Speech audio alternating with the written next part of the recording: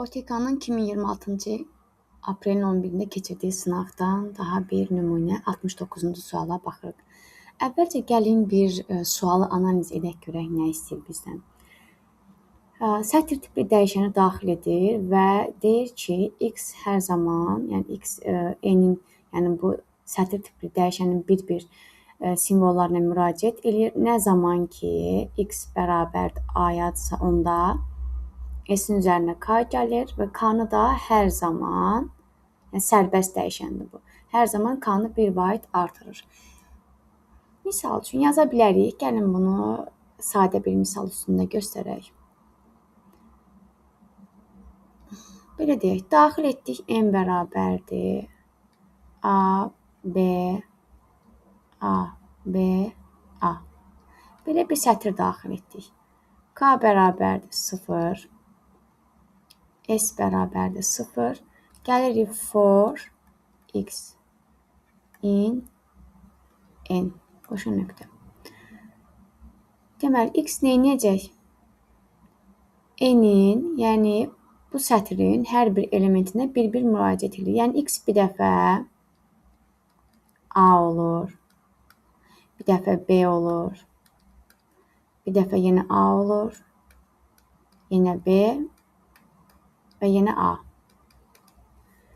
Və birinci şərtimizdə başlayaq.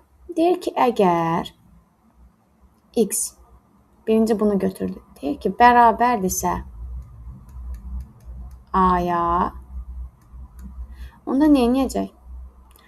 S-i artırır.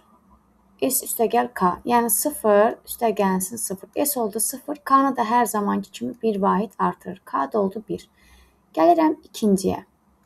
İkincidə x-in b olduğu variantı. Deyirəm b bərabərdir a-ya.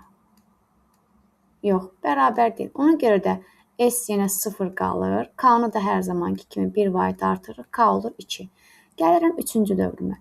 Üçüncü dövrümdə x hansı qiymət alır? A. Yenə yazıram. A bərabərdir a-ya. İkinci bərabər yazmadım. Deyirsən ki, hə. Onda düşür s-i, s-in əvvəlki qiyməti üzərinə gəlsin k-nın qiyməti. Elədi s2. K-nı da yenə bir vahid artırır. K oldu 3. Dördüncü dövrdə x neçə alır? X b alır. B qiymətini götürür. Deyir, b bərabərdir a-ya. Deyirsən ki, yox. Yox olduğu üçün s ödəmir. S yenə 2 qalır. K da olur 4. Gəlirəm 5-ci dövrə, axırıncıya.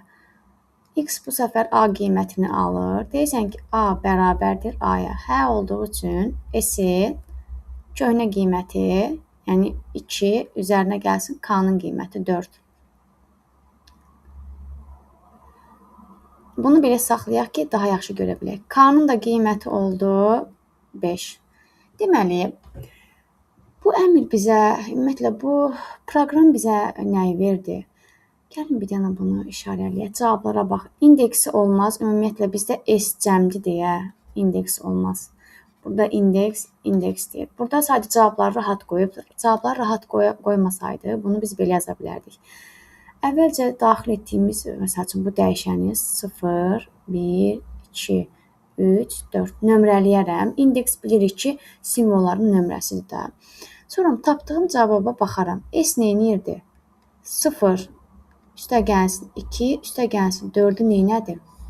Cəmlədir. Bu 0, 2, 4 sizcə nəyə uyğun gəlir? A-nın durduğu yer. Baxın, A-nın indeksi 0-dır, 2-dir, 4-dür. Deməli, bu proqram neyniyib? A simvolunun indekslərini cəmləyib. Yəni, mən düşünürəm ki, bunu ən rahat tapmağın yolu, yəni belə bir özünüzdən bir dəyişən, nəsə bir sətirmi, bir ədəd falan əlavə edib tapmaqdır.